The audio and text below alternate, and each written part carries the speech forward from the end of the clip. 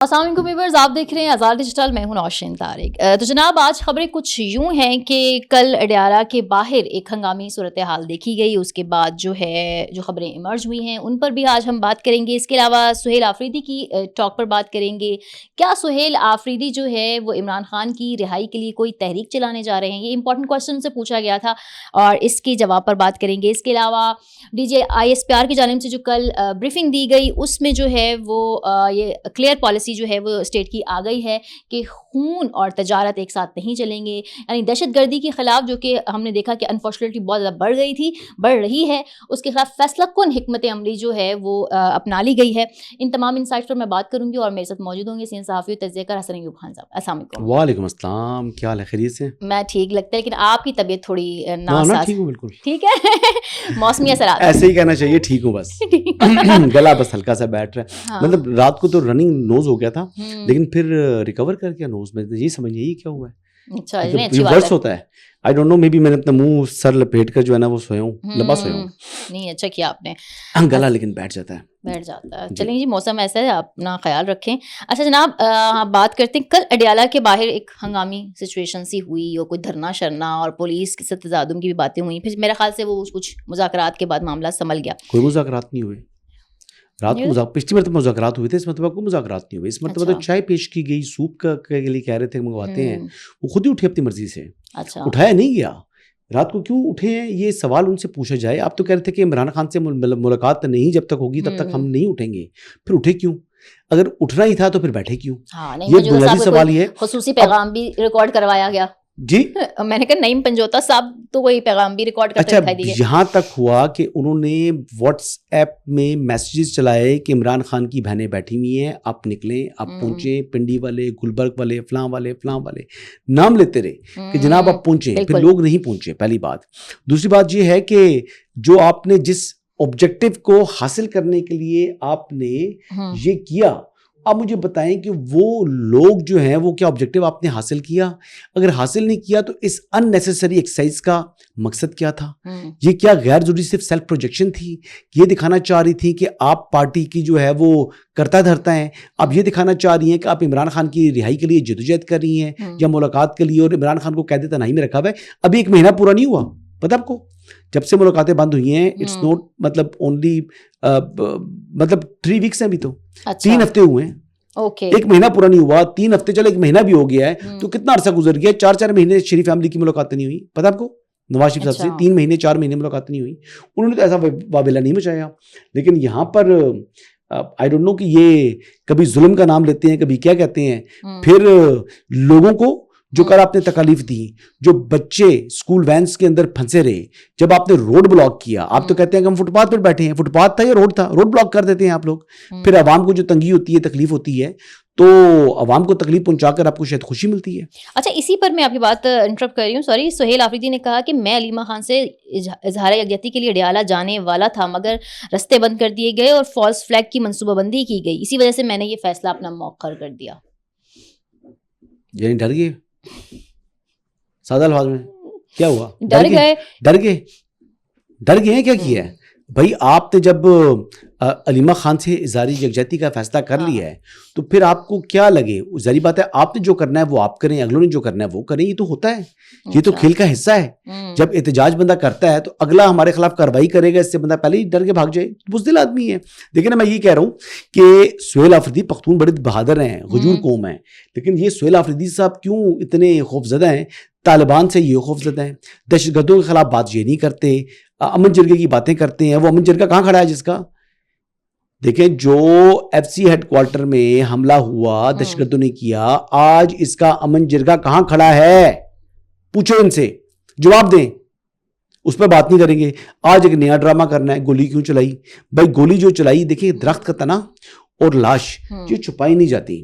یہ جو فہرست دے رہے ہیں 15 بندوں کی 12 بندوں کی، یہ انہوں نے فوٹوز چلا رہے ہیں، ان کی جو ہے وہ ایک تو ڈیتھ سرٹیفکیٹ چیک کریں، کون سی تاریخ کے ہیں ایشو ہوئے ہیں، کون سے دن کی تاریخ انہوں نے لکھی ہے، ان کے ID کارڈ سے ویریفائی کریں، اور پھر ان کی اگر گولی سے اموات ہوئی ہیں تو تمام کے پوسٹ مارٹم رپورٹس ہوں گی، وہ پوسٹ مارٹم رپورٹس لے کر آئیں، ٹھیک ہے؟ کوئی بندہ نہیں ہے ان کا۔ دیکھیں اس طرح تو پولیس والے بھی شہید ہوئے تھے، اس میں تو پولیس والے بھی شہید ہوئے ہیں. تو بات یہ ہے کہ جو کیلوں کے ساتھ میخوں والی جو کیلیں لگائی ہوئی تھی انہوں نے جو ڈنڈوں کے اوپر جس طرح انہوں نے تشدد کیا لا انفورسمنٹ ایجنسیز کے اوپر, وہ تو سیکورٹی پرووائڈ کر رہے تھے آپ کو 26 نومبر کو 24 نومبر کو. تو یہ ان کے قول و فعل میں بہت بڑے تضادات ہیں. آج یہ کہہ رہے ہیں جی کہ یوم شہداء منا رہے ہیں, لیکن میں نے کل بھی یہ سوال اٹھایا تھا, آج پھر ریپیٹ کرتا ہوں کہ شہداء کدھر ہیں؟ یوم شہداء تو منا لیں لیکن شہداء کدھر ہیں؟ شہداء ہے نہیں. اچھا, یہ یوم شہداء منایا جا رہا ہے, لیکن یہ ہم پہلے جب سہیل آفریدی سی ایم بنے تھے تو بہت یہ بات کی جا رہی ہے پی ٹی آئی کے حامی صحافیوں کی جانب سے بھی, اور کچھ لوگوں نے کہا کہ جی یہ دوبارہ جو ہے وہ اس کا مطلب اینیورسری منانے کے لیے اسلام آباد آئیں گے. اور صحافیوں کی جیسے گفتگو کرتے ہوئے جب صحافیوں نے کہا جی گنڈا پور صاحب کچھ بھی کر رہے تھے, وہ جو بھی تھا, لیکن وہ تحریک چلائے ہوئے تھے, تو انہوں نے کہا جی ہم بھی چلائیں گے, آگے جائے گی, آپ دیکھیں گے. آپ کو لگتا ہے؟ نہیں, مجھے نہیں لگتا کہ یہ اسلام آباد کی طرف آئیں گے. اچھا, ان کی پارٹی جو ہے وہ اس وقت تقسیم ہے. خیبر پختونخوا کے اندر بھی اگر آپ سمجھ رہے ہیں کہ راوی چینی چین لکھ رہا ہے تو راوی تو چین لکھ رہا ہے, لیکن یہ پارٹی اندرونی طور کے اوپر بے چین ہے. یہ انتشار پھیلانے کے لیے اگر یہ کوشش کریں گے تو لوگ اکتا چکے ہیں, لوگ ان کے کہنے پر نکلیں گے نہیں. دیکھیں چند آئی ایس ایف کے جو لیڈرز ہیں جو سہیل آفریدی کو ایسا اپنا جو ہے نا منزل دیکھ کر جو ہے نا اس طرف آ سکتے ہیں, آئی ایس ایف کے چند اسٹوڈنٹس کہ جناب جس طرح سہیل آفریدی بنا ہے چیف منسٹر تو ہم بھی کل چیف منسٹر بن جائیں, یہ ان کے لیے اٹریکشن ضرور موجود ہے. لیکن باقی جو نوجوان ہیں, جو اسٹوڈنٹس ہیں, ان کو معلوم ہے کہ ان کا کیریئر ایٹ اسٹیک ہے. اگر ان کا کرمنل ریکارڈ بنتا ہے, ان کے اوپر ایف آئی آرز ہوتی ہیں, ان کو سزائیں ہوتی ہیں, تو پھر وہ نوکری نہیں حاصل کر سکتے, ان کا ریکارڈ خراب ہو جائے گا. تو لہٰذا ان کے یعنی مستقبل کے ساتھ یہ کھیل رہے ہیں, ان کو اشتعال دلا کر. اور بہت سے اسٹوڈنٹس جو تھے, جو نوجوان تھے, وہ آج کنوکٹ ہیں, چاہے ان کو 3 مہینے کی سزائیں ہو چکی ہیں, لیکن ان کا کرمنل ریکارڈ بن چکا ہے, سرکاری نوکری نہیں مل سکتی, ان کو کہیں بھی اچھی نوکری نہیں مل سکتی. ویزا اگر انہیں اپلائی کرنا ہے اس کے لیے باہر جانے کے لیے بھی ان کے لیے مشکلات کھڑی ہو گئی ہیں. تو یہ کون سی دنیا میں لوگوں کو گمراہ کر رہے ہیں لوگوں کے. اب عمران خان صاحب کے اپنے بچے جو ہیں قاسم اور سلمان, وہ پاکستان کیوں نہیں آتے؟ اس بات کو بڑی خوبصورتی سے ٹالا عمران احمد نیازی نے کہ جی ان کا باپ ہی کافی ہے, ان کو آنے کی ضرورت نہیں ہے, بھائی کیوں نہ آئیں. یہ بھی کہہ رہے تھے کہ کلیئرنس نہیں دے رہے کن کو؟ ان کے بیٹوں کو یہاں آنے کے لیے, لیکن بعد میں حکومت نے کہا کہ نہیں جی آئیں سر آنکھوں پہ. وہ آ ہی نہیں رہے, وہ کوشش نہیں کر رہے, کوئی انہوں نے ایفرٹ ہی نہیں کی. یہ سب ڈرامہ بازی ہے, یہ سب ڈرامے بازی ہے. یہ سب جو ہے نا وہ سیاسی ایک بیانیاں بنانے کی کوشش کرتے ہیں. وہ قاسم مسلمان جو آنا چاہ رہے تھے اب دوبارہ کیوں نہیں آنا چاہ رہے؟ امریکہ کا تو دورہ کر لیا انہوں نے, پاکستان کیوں نہیں آتے, اپنے والد سے کیوں نہیں ملتے؟ اچھا, یہاں پہ بس یہ سوال تو آؤٹ آف ٹاپک ہے, لیکن میں آپ سے پوچھنا چاہتی ہوں, پرویز الہی صاحب سے بھی جو ہے وہ صحافیوں نے کہا گیا کہ ڈیل نہیں ہو رہی یا کیا نہیں ہو رہا, خان صاحب کیوں نہیں آ رہے, تو انہوں نے بڑا معنی خیز سے جواب دیا کہ وہ سکون سے ہیں, آپ بھی سکون سے رہیں. دیکھیں چودھری پرویز الہی صاحب جو ہے نا ایک پرانے سیاستدان ہیں. جی بالکل. ان کے لیے پرابلم یہ ہوا کہ ان کو جو وہ اس طرف آئے تحریک انصاف کی طرف, تو وہ بھی ایک اس وقت کی جو اسٹیبلشمنٹ تھی اس کے کہنے کے اوپر انہوں نے کہا جی کہ آپ عمران خان کا ساتھ دیں. جب وہ فیصلہ کر چکے ہیں تو پھر اس کے بعد جو ہے ان کو اس کا اندازہ ہوا کہ میں نے اسٹیبلشمنٹ کے کہنے پر غلط فیصلہ کیا. لیکن پھر وہاں سے پلوں کے نیچے سے بہت سا پانی گزر چکا تھا, فیملی کے اندر اختلافات ہو گئے.